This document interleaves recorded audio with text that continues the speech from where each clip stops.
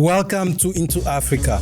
My name is Mvemba Dizolele. I'm a senior fellow and the director of the Africa program at the Center for Strategic and International Studies. This is a podcast where we talk everything Africa: politics, economics, security, and culture. Welcome. The Wagner Group, the best-known Russian private military company, is a complex security and business network that closely works with the Kremlin. Lately, the Wagner Group has made the headlines for its elements' attempt to overthrow the military leadership in Moscow, accusing the defense minister Sergei Shoigu and other military officials of incompetence. Their brief march on Moscow caught the Kremlin unaware and raised questions about the effectiveness of the Russian defense, security, and intelligence apparatus. Founded in 2014 and led by Yevgeny Prigozhin, President Vladimir Putin's former chef, the Wagner Group has cemented its position as the Kremlin's strategic ally in advancing Moscow's foreign policy. Recruiting Russian military veterans, prisoners, and foreign nationals, the Wagner Group provides the Kremlin with plausible deniability and flexibility in covert operations abroad. Relations between the Kremlin and the Wagner Group became even more important as Moscow struggled to keep the Russian economy afloat after the US and its allies imposed extensive sanctions on Russia for its invasion of Ukraine. Wagner's presence in Africa is notable as its elements provide a spectrum of services to vulnerable regimes and are engaged in the exploitation of resources such as gold, diamond, timber, etc. Several questions then linger. How big is the Wagner Group?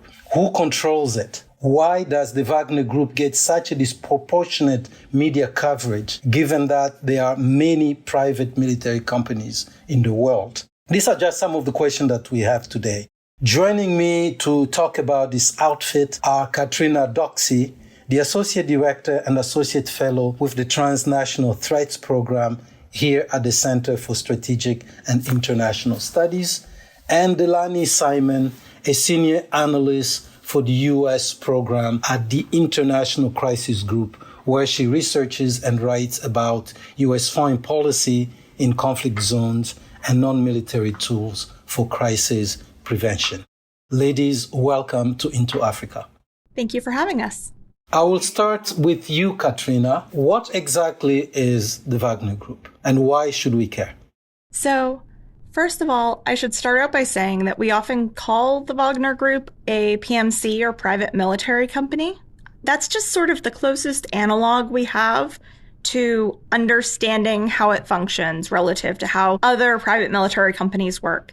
But in actuality, it's not actually private and it's not actually a company. Instead, Wagner is better thought of as a loose network of different commercial entities, financial intermediaries, shell companies, and other logistics hubs that help to carry out a wide variety of operations as opaquely as possible. So this includes the core function of this paramilitary group, but also various other things, including resource exploitation, particularly mineral extraction, including smuggling, things like controlling media stations and running influence and information operations. All of those different functions are tied together in this shadowy network that's connected back to Wagner's leader, Yevgeny Prigozhin. This is important to understand for the United States and for its allies because Wagner has really been at the forefront of Russia's approach to spreading its influence abroad, particularly in Africa, as well as to a lesser extent in other regions, including the Middle East, Latin America, Southeast Asia. We've seen that Russia has really used the Wagner Group as a tool of irregular warfare. And this is where that private part comes in private military company. So even though Wagner operates quasi-independently, everything it does has been in coordination with the Russian government. Because first and foremost, in addition to their own financial interests as a company, they're pursuing a wide range of geopolitical, military, and economic goals on the part of the Russian government. And so not only do we have a predatory company that is causing a wide range of social and humanitarian, economic, and security harms in the countries and the regions in which it's operating. But in doing so, it's also spreading Russian influence, often at the expense of Western relationships, particularly from countries like France and others in Europe. And it's posing this direct threat to U.S. interests as it allows Russia to continue to spread their military and intelligence footprint and really puts it in a better position to project power and to challenge international norms. You said it's a loose network of businesses and other entities. Do they have a legal standing in Russia itself, or are they also covert in Russia? So, private military companies are technically illegal under Russian legal code. That doesn't mean that they haven't long operated, though. So there have been other PMCs before Wagner, some of which are doing these similar overseas operations. Others are more closely tied, especially to Russian energy companies. Companies like Rosneft or Gazprom to provide security for them. But overall, this structure where PMCs are illegal but permitted to operate through loopholes in the law, allows the Kremlin to exert control and leverage over them. Therefore, if a PMC steps out of line, if it tries to take on interests that run counter to the interests of Moscow, if it tries to center its own profits above those of the Russian government, it could theoretically be dissolved overnight with leadership arrested and so on. This is one of those things that's swirling around now, of course, as we think about the future of Wagner and the future of Yevgeny Prigozhin. However, Wagner's in kind of a weird place in terms of that legal presence. We've long seen that a number of these shell companies in the Wagner orbit are registered back to, one individual in St. Petersburg. So they technically exist on paper, but it's illegitimate in terms of what they're actually doing to operate. The core paramilitary piece of it does not exist on paper in Russia. But since they've started playing a bigger role in Ukraine last fall, in the fall of 2022, we did see a more outright acknowledgement of Wagner's existence and its ties to the Russian government. This included things like Prigozhin outright admitting his leadership of the group actually establishing its first official headquarters building, notably on Russian soil in St. Petersburg, even though they are still technically illegal there, and just more openly acknowledging this connection to the Russian government.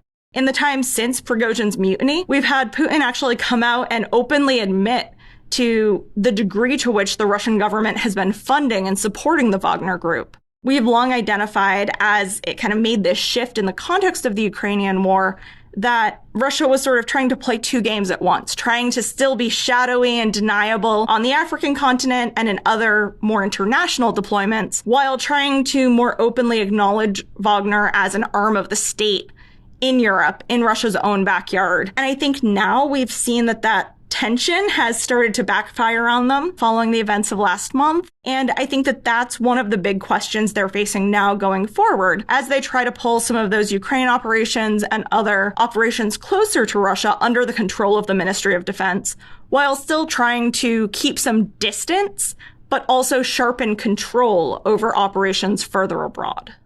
So this is pretty wide and deep to hear you speak, Catrina. Delaney, is the Wagner Group the only mercenary group in Russia? If not, who else is there and where are they operating? That's a great question. It's interesting because Wagner is not the only PMC that's active in Africa. There are lots of different PMCs active in Africa, and there have been for a long time. There are French private military companies, Israeli private military companies, and they're sort of a common sight in a lot of these unstable countries in Africa where wars have been going on for a long time. I think it's interesting to look at the point that you pointed out, Mvemba, in your introduction about how Wagner's really only active in 4 African countries. It's only active in Libya, Sudan, Central African Republic, and Mali. And so, in a way, as you pointed out, the idea that they're all over Africa is a bit alarmist. Actually, they're really only involved in these places and to very different degrees. What are they doing in those places? Wagner in Africa has a very different footprint in Libya, Sudan, Central African Republic, and Mali. I'll highlight some of what they've been doing in those places. In Libya, reports emerged in late 2017, 2018 that a small number of Wagner personnel were helping train the Libyan commander Field Marshal Khalifa Haftar's forces. At the time, Haftar's forces were fighting the internationally recognized government in Tripoli. They eventually withdrew from Tripoli when Haftar stopped fighting the internationally recognized government. And since then, there have been reports that Wagner forces have continued to work with Haftar, including by helping his forces dig defensive trenches in the desert, guarding oil facilities. But it doesn't appear that there are large numbers of Wagner fighters in Libya. Estimates range in the hundreds now, down from their peak in the thousands in 2020. In Sudan, Wagner was first deployed to help bolster Omar al-Bashir, but later became associated with Hemedti, the head of the powerful paramilitary rapid support forces. Since then, the army and Hemedti's forces have been embroiled in a bloody power struggle that's fast becoming a full-blown civil war. And although Wagner has ties to both sides of the civil war or of the current conflict, the group's been viewed as particularly connected to Hemedti and his vast gold operations. But it's important to note that in Sudan, most observers say that Wagner's support looks neither sustained nor significant for battlefield dynamics. And for his part, Hemedti appears to be keen to avoid any public association with Wagner. In the Central African Republic, Wagner's presence is much more extensive. Wagner has been providing support to the Central African president, Touadéra. To give some background of Wagner's support to Touadéra, in 2017, Russia obtained permission from the UN Security Council to send light weapons and ammunition to the country after an arms embargo exemption. And soon after, Russian military instructors accompanied the first shipments of weapons to the Central African Republic. Wagner personnel progressively replaced these instructors and eventually became entrenched in Touadéra's government. They moved beyond providing security to bolstering the presidency and were really key when rebel forces threatened the capital of Bangui in 2020 to securing President Touadéra's hold on power. In exchange, Wagner secured many long-term gold mining concessions, taken over customs, encroached on other sectors of the economy, and become very much embedded in the Central African Republic governance structure. In Mali, it's quite different. As you know, Bamako has struggled to quell a range of insurgencies since 2012. In 2021, a second coup in less than a year soured relations between Mali and its longtime partner, France.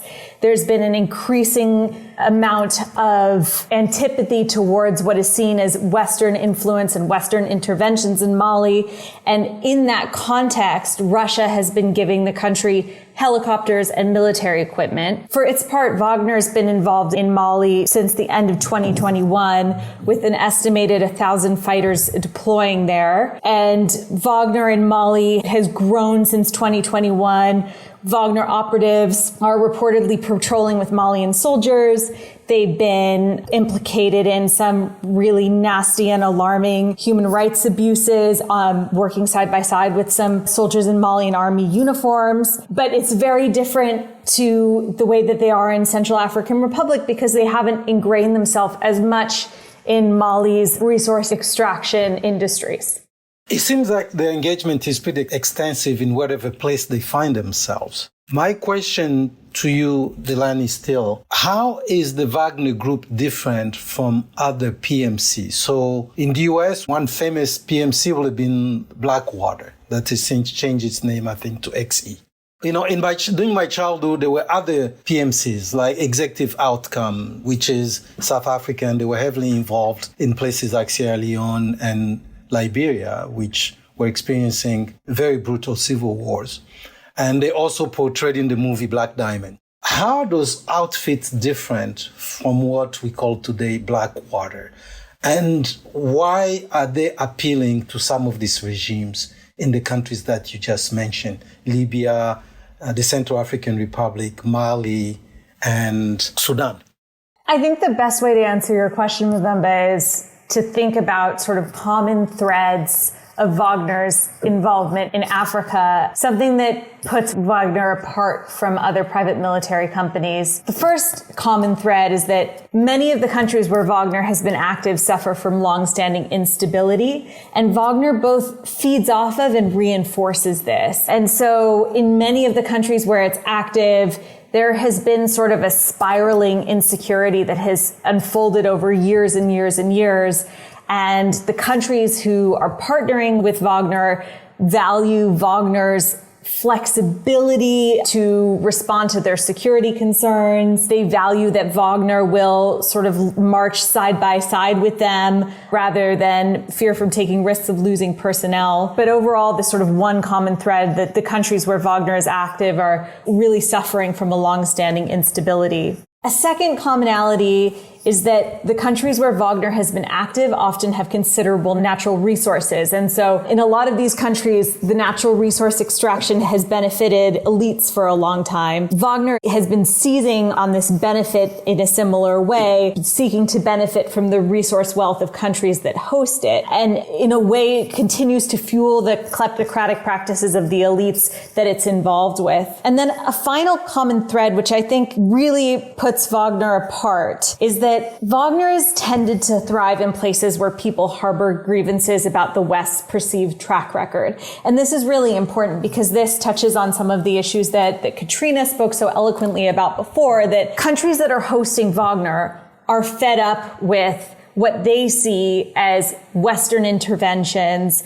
There's a lot of anti-Western sentiment, frustration about Washington's historical inattention to African politics, real genuine anger about failed military interventions. And Wagner finds a very permissive audience in these places. Wagner, in terms of its military linkages with governments, but also in terms of its pro-Russian influence campaigns, some of its disinformation campaigns, and the information narrative that Wagner and its associated companies tend to espouse in these places, which are heavy on the anti-Western and pro-Kremlin narratives.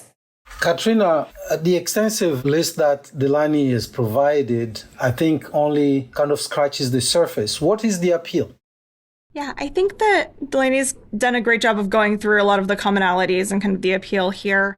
I think, as I see it, the core appeal is that Wagner can provide a coup-proofing function to keep these regimes in power, which is particularly important to many of these more autocratic regimes that have recently gained power themselves through a coup or other less than legitimate means.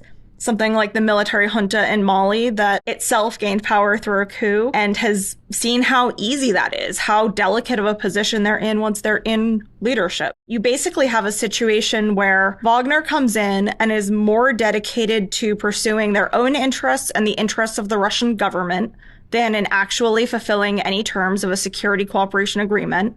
And at the same time, the host government is more interested in securing their own longevity and grip on power than they are interested in, again, securing real security outcomes for their population and for the country. And so the appeal with Wagner is that they can come in, they can be, pretty honest with each other about what the real goal is, and that's maintaining power for the regime.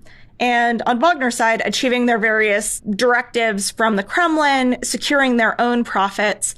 And no one really has to put in that hard work of getting at the root causes of instability or insecurity. At the same time, because you're then partnering with Russia via Wagner, there's no pressure to adhere to broader democratic principles. There's no pressure to, support better human rights outcomes, to hold local forces accountable for human rights abuses, particularly when you have Wagner coming in, embedding with them or fighting alongside them and actually carrying out many of those same abuses. And there's no accountability towards transitional governments, anything along those lines. So this is a sort of no strings attached way of continuing to cement their hold on power. And oftentimes Wagner can provide all of that at a cheaper price than they could elsewhere. We've seen in some locations where rather than Wagner's arrival being facilitated by the relationship with Moscow or direct negotiations, that Wagner has actually been able to underbid its competitors. So in Mozambique, for example, where Wagner was present from the fall of 2019 to the spring of 2020, which is a fascinating example of their failures, actually, that they managed to get fired within 6 months after significant operational setbacks. But in that case, Wagner actually underbid a wide set of competitors who are largely South African PMCs and other PMCs that were accustomed to working in the region. At the time that the contract was given, many doubted how effective Wagner could actually be because they were coming in with very little experience, very little proven track record, doing the kind of work that the government in Mozambique was looking for to combat the local Islamist insurgency in Cabo Delgado. But they offered the lowest price, they were brought in, and quickly they suffered failures because of that inexperience and poor preparation, essentially proving that to some extent you get what you pay for when you pay a low price for Wagner to come in. Now, Wagner can offer those low prices because their big profit isn't necessarily coming from that monthly contract payment from the government. In many cases, it's coming from their exploitation of natural resources, including gold, gemstones, and other minerals that they can secure through mining concessions, things like energy resources, oil and natural gas, as well as you had listed before, Mvemba, things like timber, coffee, etc. And so they're able to access natural resources. They're able to, in some cases, get priority access to other contracts in the country. That was something that was secured along with port renovation deals when they went into Madagascar. And they also gained the benefit of these various other diplomatic and military gains on behalf of the Russian state. Things like pursuing basing rights, including the prospective naval base at Port Sudan, and other abilities that provide much more benefit than a simple monthly salary ever could. It's obviously clear that the West really cares about this Wagner Group, at least from our vantage point in Washington, D.C. One gets a sense that the Wagner Group is the biggest of the baddest, if we use the vernacular, of LPMCs out there. But like both of you have outlined, they find themselves really in 4 countries, all in Africa. This is a continent of 54 countries. So in that sense, it's a pretty minimal presence. Now, it runs deep, given what you've described, both of you. But why does the West care so much? And where exactly are they disrupting U.S. interests? I think in Washington, Wagner really came on the radar after the latest full-scale invasion by Russia of Ukraine, because Wagner's been so active in Ukraine, and atrocities committed by Wagner have been so horrible to see, so shocking to the world, so shocking to members of U.S. Congress. If you look at the role that Wagner has played in what has become a seminal battle in the Ukraine war, the Battle of Bakhmut, Wagner was playing a very central role. And so as concerns mounted about Russian influence, Russian desecration of international norms, Wagner was front and center in the minds of U.S. policymakers because Wagner had eventually become such sort of like a focal point for Russia's efforts in Ukraine. We haven't mentioned it yet, but Wagner's also been active in Syria. After Wagner sort of came to being in Ukraine initially after Russia's initial invasion of eastern Ukraine in 2014, but its next front was in Syria. And so while Wagner came on U.S. radar in Syria because of Wagner's activities there, and in one particular instance, a sort of altercation between U.S. troops and unnamed Russian fighters that appeared to be Wagner, Syria was sort of one place where U.S. policymakers started to take the group more seriously and start thinking about them more seriously. But as a bottom line, it's really the Ukraine war that has brought Wagner to the real pressing attention of U.S. policymakers. Catrina, how does the group disrupt Western interests, particularly the United States interests? So one thing I would just add as context going into this, I think Delaney's right in highlighting that there are 4 major deployments of Wagner right now in Africa, but there is documented Wagner presence in more countries than just those 4. Now, this is on a very different scale than we're looking at, rather than, a couple thousand or several hundred fighters, looking more on the scale often of, between 10 to 20 troops present to help facilitate arms transfers or other, equipment training along with Russian arms sales. Or, in some cases like Madagascar, where there had previously been more concentrated operations, there's suspected to still be some lower level presence continued. And so I think there is also this sense that the force multiplier function remains. and that they can potentially spread. We see that as they continue to talk with other countries like Burkina Faso, making a pitch to the Burkinabe government that they could fulfill a similar role to what we've seen in Mali. So I think part of the American and Western mindset in looking at this is certainly in part, how do you push them back from the countries they're in now?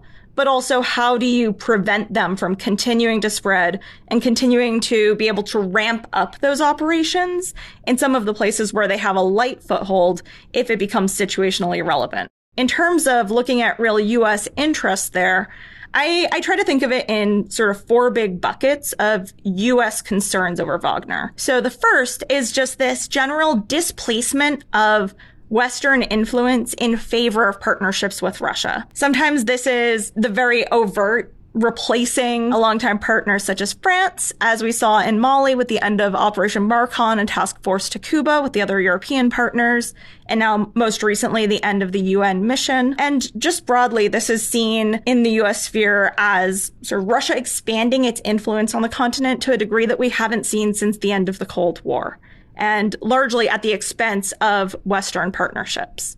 Second, we see a very concentrated interest in projecting Russian military and intelligence power.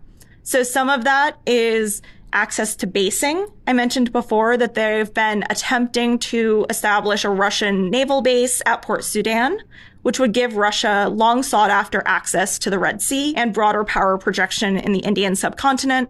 We also see, as Wagner continues to spread its presence on the continent, it of course has operating bases in these various countries that it's present in, whether Wagner bases specifically or bases of local troops that they're able to operate out of. And this allows them to sort of use that presence to lily pad forward into additional cities, into additional countries.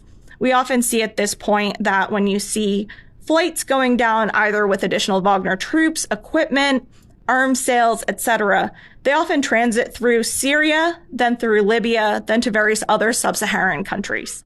And along with this, because of this presence, you not only have the logistics support, but also the ability to collect more intelligence, especially expanding the range of SIGINT collection, which is of growing concern to U.S. and its allies, particularly as they continue to operate in the region. The next big concern is, along those similar lines, the potential for Wagner personnel to either directly or indirectly through their operations come into contact with U.S. and other Western military and intelligence personnel working on the continent. This is something that actually has been driving a lot of the conversation around Wagner in Africa, deeper in the military and the intelligence community long before Wagner sort of came to prominence in political circles, as Delaney mentioned, with the war in Ukraine, because many of them would see, as they operated in the field, the effects of Wagner presence, and they would feel the strain of not having a unified U.S. policy or strategy to dealing with Wagner. And then the final concern is just the destabilizing effect that Wagner can have. Because Wagner is not really altruistically trying to get at the root causes of conflict or instability in any of the countries where it's operating, and in fact often does the opposite, contributing to worsening security outcomes, increased attacks against civilians, including ones that they themselves perpetrate, we see an opportunity for jihadist groups and other violent actors to actually ramp up their operations and for security to deteriorate. This has already been documented in a country like Mali, where we've seen the number of attacks targeting civilians from all sides in the conflict increase several times over since Wagner arrived in late 2021. And this poses a big risk, especially as we look at West Africa as one of the locations where the jihadist threat from al-Qaeda and Islamic State affiliates becoming the strongest. This is something that affects not only the country that they're rooted in, but also risks spilling over to various other countries in the region and risks becoming an unmanageable threat. So on that point, Catrina, though, on that point early on, both of you mentioned the disenchantment, disillusionment that African population at large feel vis-a-vis the West. In other words, the West did not really meet the Africans and try to help them resolve their security needs. That's why we got this. Today, there are reports of Congress, at least some members of Congress, US Congress, considering declaring or designating the Wagner Group as a terrorist organization. Delaney, starting with you, What does that mean if such a thing were to become a reality? Thanks for asking that question. There has been a lot of talk about a designation for the Wagner Group as a foreign terrorist organization. On the 13th of July, the Senate Foreign Relations Committee considered a bill and passed a bill within the committee to designate the Wagner Group as a foreign terrorist organization, or rather to call on the Biden administration to designate Wagner as a foreign terrorist organization. The bill passed committee. It's unclear what the future of the bill will be. The Biden administration has so far resisted pressure to designate Wagner as a foreign terrorist organization, but the more talk there is about the designation, the more pressure from Congress that's posed on the Biden administration, I think the harder it will be for them to continue to avoid the designation. I think it's a really bad idea. And I think it's a bad idea for many reasons that have nothing to do with the atrociousness of Wagner's conduct. And I want to be very clear about that. Wagner has committed atrocities that are well recorded in places like Mali and the Central African Republic and Ukraine and other places. It is a heinous group that's committing really horrible, horrible acts. And as Catrina mentioned so eloquently, is contributing to this really horrible instability in a lot of places that's tearing people's lives apart and contributing to really intense humanitarian crises. That said, I think an FTO designation would backfire, and it would backfire for the following reasons. First, I think an FTO designation would alienate African countries that work with Wagner, or whatever Wagner will become in terms of its successors if the post-mutiny Wagner becomes a different kind of group. You know, the countries who have decided to work with Wagner would see the FTO designation as stigmatizing and criminalizing their security arrangements. They would see it as the U.S. saying, we don't recognize your genuine security concerns and we are criminalizing those. But there are also geopolitical considerations that would be relevant. African countries are trying to walk a fine line in the Ukraine conflict. They're trying to preserve their interests by maintaining a certain distance from both Moscow and Washington.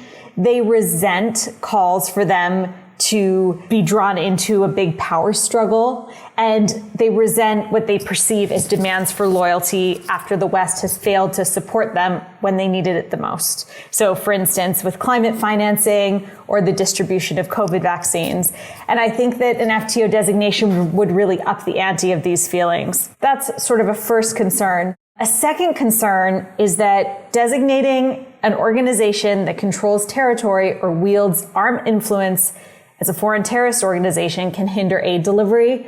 We've seen this all over the world in Colombia, Somalia, Syria, Yemen, and Wagner, because of the extensiveness with which it's active in places like the Central African Republic and Mali, but also because of sort of the question mark of its future operations, would really be a prime case for this impact on humanitarian aid. This is especially concerning in places that benefit from U.S. aid funding. It would be very complicated for U.S. aid to provide funding to countries that contract with Wagner. And I'm thinking about Mali and the Central African Republic. It would also be difficult in that vein to continue the diplomatic efforts that are required to engage these countries on peacemaking, on peace building, on stabilization, because evidence has shown in the past that the FTO designation in particular, because it triggers the material support statute, makes it very difficult to engage with the supporters of an FTO.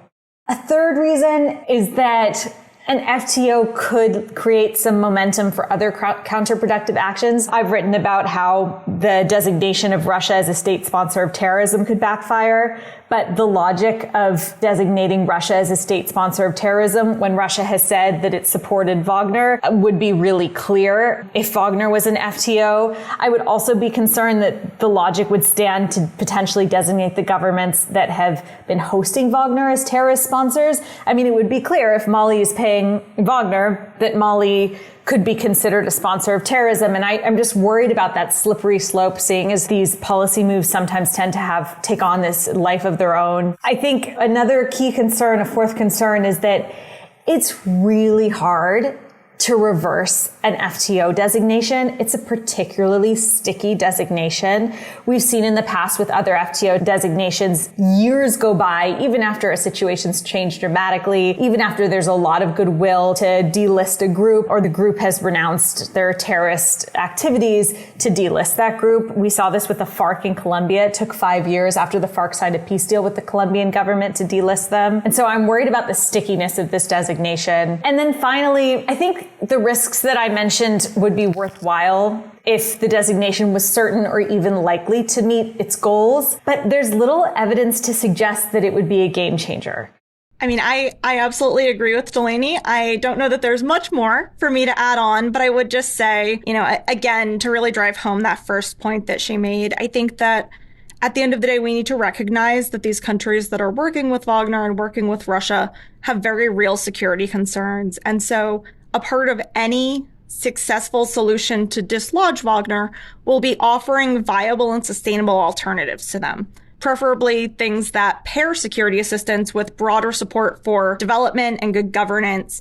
And if the solution needs to involve better relationships with these countries, you certainly don't do that by ramping up a punishment campaign against them, by putting them in this position to be associated with terrorist organizations and come down with a hammer. What that actually does is play into the very same information narratives that Russia is promoting, trying to portray that the West is only interested in Africa when it can be used as a pawn in a broader geopolitical chess game against Russia or against China. And if we take this course of action, we're basically proving that right. We're saying that we only care about engaging in this area insofar as it can be used as a punishment towards this Russian actor. And it would be a punishment in disregard to the ongoing needs of African countries, which is the exact opposite of what we need to be doing. As well, to Delaney's last point on efficacy, I think we need to think a lot about what we want to achieve with whatever action we take against Wagner. Something like an FTO designation would certainly be symbolic, and it would be something that could be pushed through relatively quickly. But I think that we need to be quite frank, avoid taking action to feel like we're taking action. We need to think about how to actually get out of these very difficult situations that have developed on the African continent, particularly in these places with these deeply entrenched security problems that Wagner is making worse. And, what does an FTO designation actually add? In effect, people have pointed to the various different financial punishments that could be exacted, basically going beyond the sanctions that we've already imposed. But already we struggle to enforce those sanctions because Wagner and other Russian-linked actors have easy access through their smuggling networks to loosely regulated markets where they're able to still exploit all of these raw natural goods that they gain access to, even in spite of those sanctions.